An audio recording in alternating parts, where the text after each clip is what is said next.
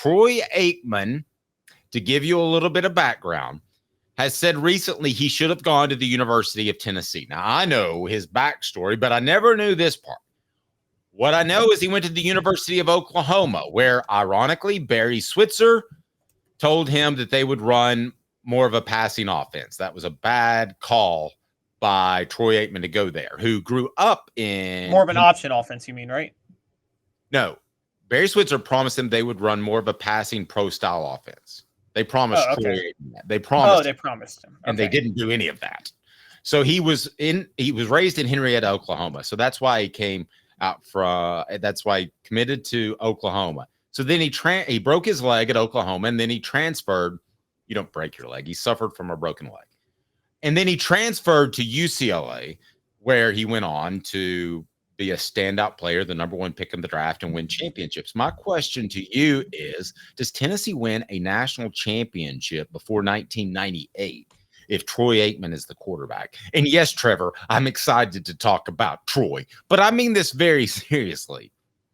And I want to talk about why Troy Aikman says he would have committed to Tennessee or how he should have, because what he talked about was the attack they did. And he basically was talking about that vertical passing attack, which was rare. And he said that Tennessee probably would have been the best fit. Quote, Johnny Majors was the head coach there at the time. It would have been a great atmosphere. I didn't know much about Tennessee football at that point in my life, but it would have been amazing. Walt Harris, I think, was the offensive coordinator. They had a vertical passing attack that nobody else in the SEC had.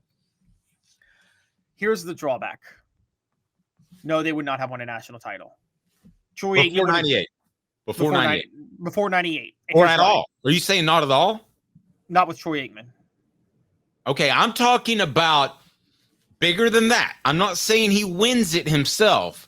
I'm saying he has the Heath Shuler effect, because I believe Heath Shuler led to Peyton Manning. I'm saying that it accelerates the process because you've got the number 1 pick in the NFL draft. You may not even get a Peyton Manning because you got somebody else great right after Troy Aikman. And Peyton Manning may have not been in play. The one thing that Peyton Manning always said, he didn't win a championship, so this doesn't mess with my argument, is he wouldn't go to a school where a guy had a 1-year head start. So if you mess with all the quarterback lineage, he could be put in that situation. I believe it accelerates everything. I don't believe that Philip Fulmer is ever the head coach. I think that Johnny Majors wins a national championship. And I'm not just saying that because I'm a Troy Aikman fan. I love Andy Kelly to death. He was my quarterback that I grew up in that age, where it kind of registers that Andy Kelly's the man, just like Johnny Majors was the man. Right. But Troy Aikman has about 10 times more talent than Andy Kelly. No offense, Andy, if you're watching this. I'm sorry. I love you. But Dave, your timing is off, and this is the thing. If my dream offense for Tennessee would have been if Troy Aikman was on those 89, 90, and 91 teams that had Alvin Harper, Carl Pickens, the offense they ran was literally the offense the Cowboys won 3 Super Bowls with. So could you imagine Troy Aikman in that offense? The problem was he'd have been at Tennessee 84 through 87. Their talent still hadn't gone up to snuff yet. Anthony Miller, couldn't stay healthy at wide receiver, who was their primary wide receiver. They built things around, and it just wouldn't have been a lot. Now, he would have still been very good, and I think good enough. So let's take a look at this. In 87 with the vertical passing attack, Tennessee goes 10-2-1 with Jeff Francis at quarterback, and their go-to receiver was Terrence Cleveland because Anthony Miller got hurt. Let's just assume Anthony Miller's healthy and Troy Aikman is there. Yeah, I'll give you a national championship then. I'll say they win it in 87 with Troy Aikman. If Anthony Miller's healthy and Troy Aikman is the quarterback, in 87, Tennessee is winning a national title. But Dave, can we do that? Can we play the what if game, butterfly effect, so Troy Aikman ends up at Tennessee and some domino effect, Anthony Miller doesn't get hurt in 87? Then we're seeing Tennessee go win a national title. Hey, but you're talking about the vertical passing game. And let's go ahead and get this out there. You and I differ a little on Troy Aikman. You think he's overrated because of the talent? No, I don't. I think he's properly rated. I just think Tony Romo was underrated, and Tony Romo was better than Troy Aikman. Okay. Well, I disagree with that. But anyway, the point being, is we both think he's very good. I think he's elite. You may not think he's elite, and that's fine.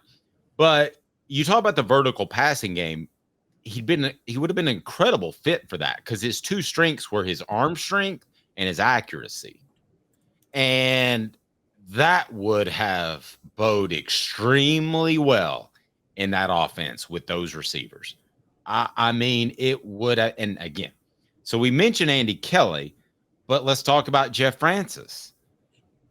Jeff Francis would have been such an upgrade at quarterback. Yeah, no offense to Jeff. I love Jeff too, but it's Troy Aikman, right? Yes. Now, here's where you might have a point, Dave.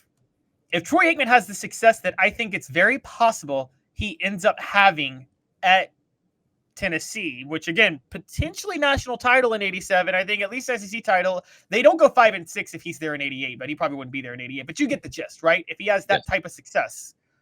Do you think it's possible that Tennessee becomes a landing spot for two players of similar profile, which would be Mark Brunell or Drew Bledsoe, who came out of high school a couple of years after Troy Aikman? And Mark Brunell or Drew Bledsoe play on the 89, 90, and 91 teams with Chuck Webb, Tony Thompson, and James Stewart, and then throw into Alvin Harper and Carl Pickens. And again, I think Troy Aikman would have had the impact that Heath Shuler had before Heath Shuler had the impact. Right. I agree. That's what I'm saying. Troy. So yeah. I'm coming around to you that maybe they do win a national title. I just don't know if they win with Troy, but I'm coming around that they win a national title, period. Yes. Because those 89, 90, and 91 teams were super loaded. I'm with you. I have a lot of respect for Andy Kelly. I think it was extremely easy to play quarterback for Tennessee those 3 years. That was the most loaded level of talent they have ever had of offensive skill players. Ever. Not to mention they had 3 first-round draft picks on the offensive line, didn't they? They did. And, I mean, they were good all around. They were talented. I still say, I know that's not the exact year, but I think it was the 91 Notre Dame game. Feel free to correct me. The one in Neyland Stadium, not the Miracle at South Bend. 1990. Okay. I remember being at that game and thinking in the stands and thinking I'm seeing at least 25 NFL draft picks. That's how those are the most talent. That was the most talent on the field in the history of a college football game. That's funny you say that because I believe that too. We don't always agree on declaring statements, but I'm with you on that too. I feel blessed to have been at that game, quite frankly. We're talking about Andy Kelly. And if Andy Kelly had an arm, they win that game. Because Andy Kelly underthrew a touchdown pass at the end of that game. It wasn't an underthrow by physical nature, because I've asked Andy and I've asked Johnny Majors about that. It was a mental, he got excited, is what he did. So they had run that play previously and he had put air under it and it worked. And that one he didn't put air under.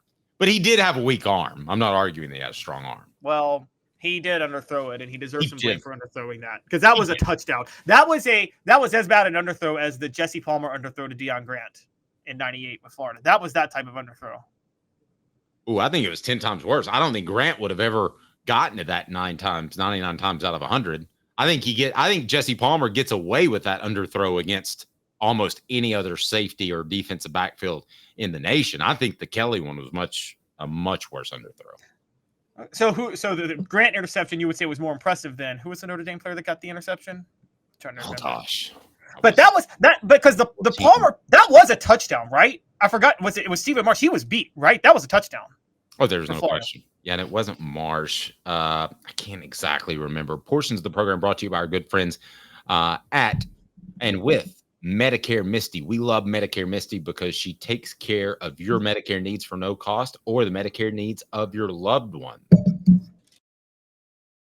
19 years this year. Well, I've been in the community since 1993. You're getting a lot of information. Unlike when you were working, they made the choice for you. Now you have to make the choice. Come to us and let us help you make it easy. Call Medicare Misty, MedicareMisty.com or 423-777-5577. Let us help them sleep at night. And we call her Medicare Misty. I want to encourage you to check out that QR code right there, and you can work with Medicare Misty. Again, no charge to help you with your Medicare needs. We highly, highly encourage you to do that. Anything else on Troy Aikman before we get to the stat of the day? Stat of the day could be 3 Super Bowls. That's the number that Troy Aikman won. Yeah, that is true. That let me ask you this. Okay, so a few quarterbacks who came out after. So if the butterfly effect of Troy Aikman happens. Oh, good word. I'm trying to think of quarterbacks. Which of these quarterbacks would you have rather seen at Tennessee after Troy Aikman? Because I'm thinking of 89, 90, 91. That's where the title would have come, right? Because the talent was so loaded on those teams, 89, 90, and 91. So post Troy Aikman. Yes. Drew Bledsoe, Mark Brunell, or my mind just went totally blank. But Drew Bledsoe or Mark Brunell. Let's just take those two. Drew Bledsoe or Mark Brunell. Who would you have rather had on Tennessee? Who would have been a better fit?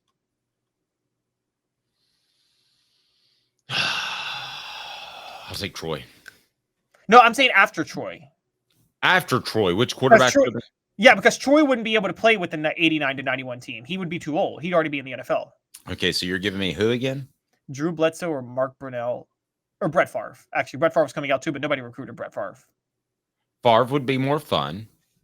He would be the most fun of them all because I can't imagine him under Philip Fulmer. I can't, or David Cutcliffe. I mean, David would pull his. Well, no, 89 to 91, he'd have been under Fulmer and Major still. Right, but Cutcliffe was a quarterback's coach. Yes, that's true. You're right. Yeah. Okay. He would have driven all the. I mean, he'd have been dog cussed by Johnny Major so many times it wouldn't have even counted. I mean, it would have been just bizarre. I will go Bledsoe. I thought Bledsoe was a very good quarterback that was on the verge of winning the Super Bowl until that injury and Tom Brady came in. Because Tom Brady didn't win that Super Bowl. That team won that Super Bowl. They carried Tom Brady that one year to a Super Bowl. And I think Drew Bledsoe could have been that guy. So I think we could be talking about a Super Bowl winning quarterback. And I liked his skill a lot. So I would take him. Travis has a good one. Andre Ware. Oh my gosh. Yes. Andre Ware. What if he ends up at Tennessee in 89, 90, whatever? Because he was kind of like Andy Kelly with just a bit of a bigger arm, right? Yeah. Well, could you imagine Andre Ware? The thing with Andre Ware is, yeah, he was one of those that could move around, but I think it would be stereotyping to call him a running quarterback. He was a mobile quarterback. He was one of the first that could make some things happen, but he was a drop back passer. So yeah, he would have been a great fit for that system. Oh, he'd have been a perfect fit. That would have been pretty epic. Andre Ware. I'm just thinking because like the thing that you would hate if you were a Tennessee fan and Troy Aikman went to Tennessee, you would be pulling your hair out because you would be like, oh my gosh, he just missed again, when I say created in a lab, the offense and the personnel that Tennessee had 89 to 91 was designed for a quarterback like Troy Aikman. There would have been no better quarterback to run that offense. No, I'm with you. I think it would have been a great fit. I think there are other times where he wouldn't be a great fit, but I think in that one he would have been a great fit. He'd have been a better fit than Heath Schuler. That's probably right. 89 to 91? Yeah.